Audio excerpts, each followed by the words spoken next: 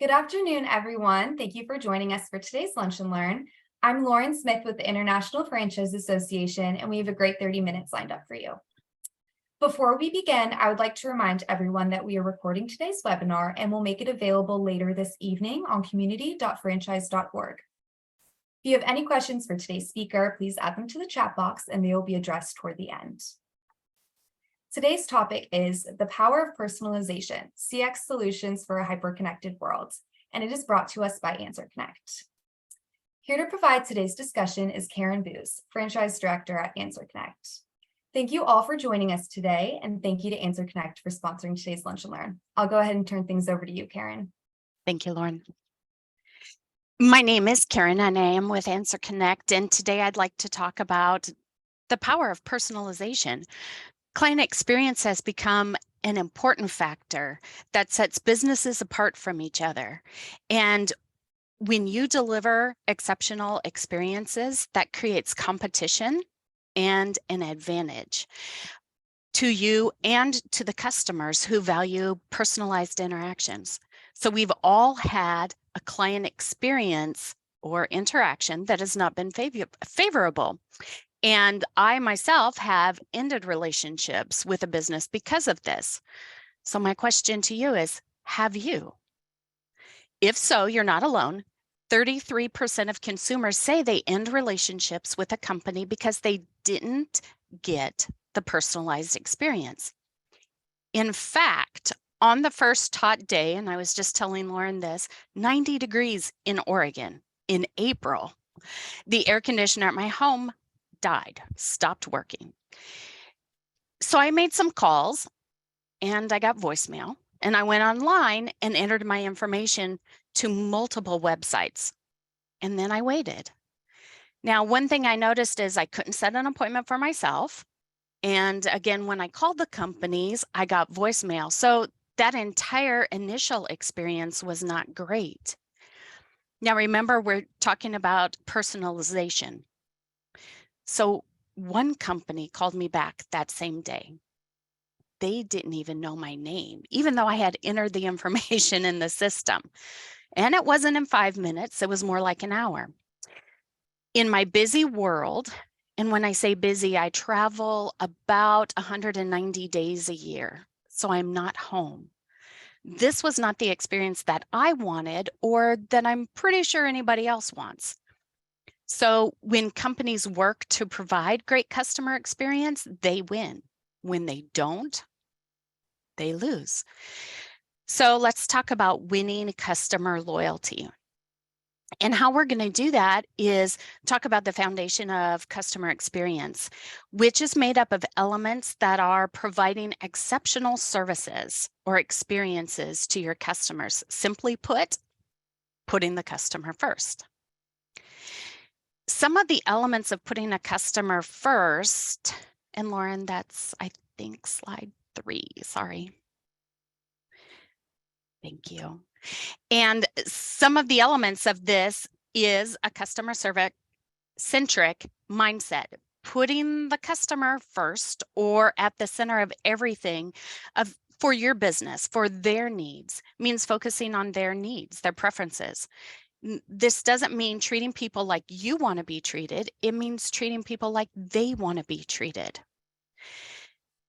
So when we think about customer understanding, we are trying to gain a deep understanding of the customers and their journey.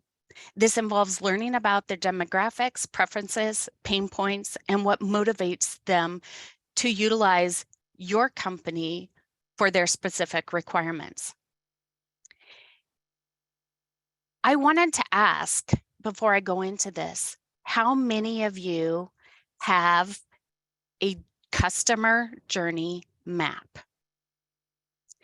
Well, we know that only 36% of companies have them and use them. And visualizing the journey, walking through that process yourself helps identify the touch points, the pain points, the area for improvement, and the area that is extraordinary now. So by understanding this, again, you can create smoother transitions and consistency throughout your customers' journey with you. American Express recently said that analyzing the customer journey map is like walking in your customer shoes. Again, it can highlight places that you are winning and highlight places that you can have a chance to make a positive impression. So my question for you today, and things I'd like you to think about, is, are you actually using all of your services? Are you using your portal? Are you using your mobile app? Are you using them on a regular basis? Or are you depending on your client to give feedback? Employee engagement is very important in the customer experience because happy employees are happy customers. But building a customer-centric culture needs empowerment. And when you empower your employees to provide that extraordinary service, you will win. Allow them to treat the client, again, like the client wants to be treated. Allow them room to make decisions that will impact your client and your business growth. So continuous improvement. This is one that I like to say, practice makes perfect is not realistic, but practice makes improvement is very realistic. So client services is an ongoing process, and regularly gathering customer feedback, measuring performances with them, for them, and your own company, making data-driven decision allows for that continuous enhancement of the customer experience. Have you asked recently, what can we do for you to improve our service and support for your company? When you do, you're going to get back some painful information and you're going to get back some great information. When you get the great information, take advantage of it. Ask for a referral. When you get information back that is not as encouraging, look at it. Go back to the journey. See what steps have been potentially missed or could be changed to encourage an exceptional experience. Now, technology and infrastructure is very interesting today because not only do we have AI, but we need to have the right technology and systems in all other places. So this may involve old school human voices through a phone call or a webinar or a video chat. CRM tools, which ones are you using? Are they easy? Are you providing your customer good, solid, easy platforms and tools to use? Providing data analytics will also show your journey, but also their journey. And when you're working with franchisees, it will show areas that they can improve on as well. So again, are you using your tools and are you experiencing the same processes, the same issues that your customer is facing? And when you use those tools, make sure that somebody who has never used them before can use them without direction or without any instruction. The impact on technology, customer service, and expectations has been significant. And as technology is reshaping the ways that the customer interacts with business, it's more impactful than now to have a human connection. I 100% believe in automation, and I believe that AI, Grammarly, Jasper, Chat GPT can help us in so many ways. But there are also human connections that cannot be avoided. So back to the air conditioner. I want to ask you, how many of you monitor your web leads and inbound calls? Is there an expectation for your franchises? So sorry. And what is the reality of that? What is the reality of what is happening when your clients reach out to you, and how is that journey starting for them? Are they getting an exceptional experience from the beginning? Another question. So as we move on to slide number 4, and what I'd like to talk about is again, delivering that exceptional experience. Now, businesses can foster loyalty and drive repeat business when they know the quality. And 70% of consumers regard the quality of their experience with brands as crucial. If they like your brand but don't like the experience, you'll lose them. 78% have backed out. When's the last time you got close to signing on the dot and something didn't feel right, or the way you were treated wasn't correct? You can back away. So the positive experience not only attracts new clients, but it also retains the existing ones, ultimately leading to increased customer satisfaction and long-term business. And 73% of businesses with above average customer experience perform 60% better than those who don't. So again, remember the website inquiries. It's hard to retain business when you do not start. And I just wanted to say, I reached out via phone call and website to 5 different companies. Only one responded. And again, that was within an hour, not within the 10 minutes that our customers have come to know and expect, but within an hour. A second one did finally respond, but it was 65 days later. The new air conditioner had been replaced. And it's unfortunate that they lost business because 20% of your current customers will be the source of 80% of your company's profits. They will stay with you, the customer loyalty, but they'll also refer business to you because happy clients mean more business.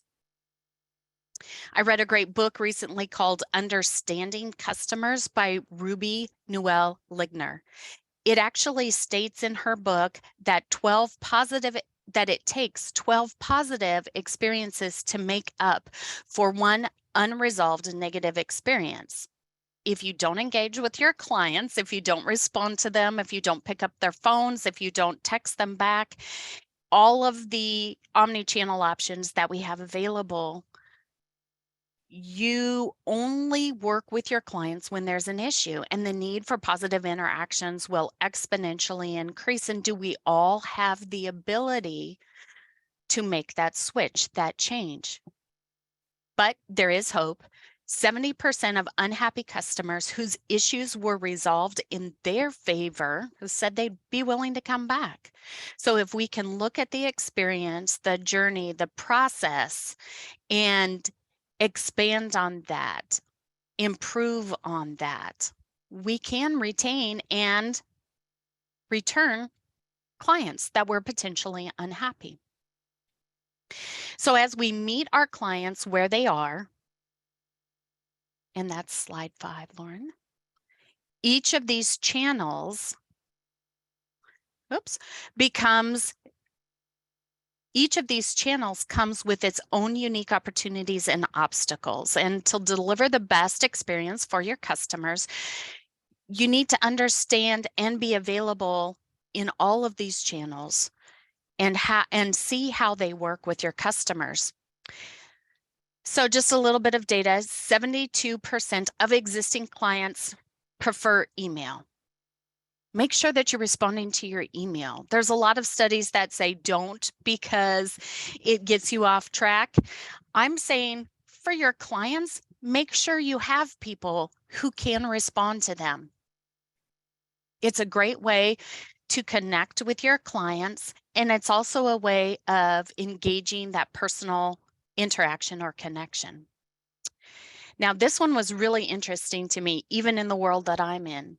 A study by CFI Group states that 76% of all customers prefer the traditional phone when they need to reach out to customer service. When they need assistance, they want to talk to a live person. And I agree with that. I wanted to talk to a live person when the air conditioner went out and I didn't get one. I want to say, and this was the most startling, is more than 50% of customers across all age groups typically use the phone again when they reach out for service. So this makes the connection of live interactions more used than any other channel for customer service, with that total of 76%. That's 4% more than email. Answer your phones. And I was recently at an event, and I won't say who it was, but some of the franchisees said, I'm not good on the phone. Or better yet, I don't want to answer the phone. What does that equal? A bad customer experience. If you're not answering your phone, you don't even have the option or the opportunity. Now, chats. Millennials prefer live chats for sales and service. And that did not surprise me at all, living with 2 millennials myself. Interesting, 78% of existing clients, which is a little more, and again, this is for sales, so it's the start of the journey, prefer a text, which I thought was really interesting because I typically wouldn't text somebody for a sale. But it's very interesting that 78% of the people who have the opportunity to reach out via text to a company are taking that because they can get some of their answers to their questions rapidly. It's effective, it's expeditious, and 89% of all SMS or text messages are looked at within the first 3 minutes of delivery. That's pretty extraordinary. So social media, and this one was not a surprise, and yet it is a place that we can all improve. 79% of American internet users are on Facebook and Instagram. A lot of them are starting on TikTok. So when you use your social media, make sure that you're engaging constantly, consistently, and personalize that, because you can improve your conversion rate by 8% through different touch points of social media. Now, we spoke on this a little bit before on the mobile apps, and I just wanted to say 51% of customer service teams are using mobile apps. 82% of our customers are using mobile apps when that's provided to them. Interestingly enough, this goes back to the question, are you using your tools? Does your team use your tools? Or are you waiting for your customers to provide information, glitches, issues that need to be resolved, or celebrating the wins with you? Now, self-service is very interesting because in the world of grocery shopping, in the world of just regular shopping, you can now go into any self-service arena. 28% of consumers say it's frustrating. It's the most frustrating issue when information is simple but hard to find. Not only is that on our websites, but it's also in our storefronts. If you go to a store and you can't scan anything and it's hard to find somebody, you've lost the self-service aspect. The same thing happens when you go to your website. If the information is not available, it is frustrating. And for me, most of the times that I go to a website is to ask what I think is a simple question. When I get a response from a bot that says, did we answer your question? And they haven't, I get more frustrated. So when building your self-service options, create a balance of catering to the needs of those both tech-savvy and less tech-savvy customers. Don't solely rely on your knowledge and the knowledge of your client service team to provide that information to your clients on the website. Ensure that when you're building a website, that somebody who has never seen your website can ask questions and go outside of your circle of trust and see who can get in and ask for real feedback. Did you find the answer? Because when you cannot, it is very frustrating. So what jargon are you using? Was it easy to understand? Are you using a chat bot?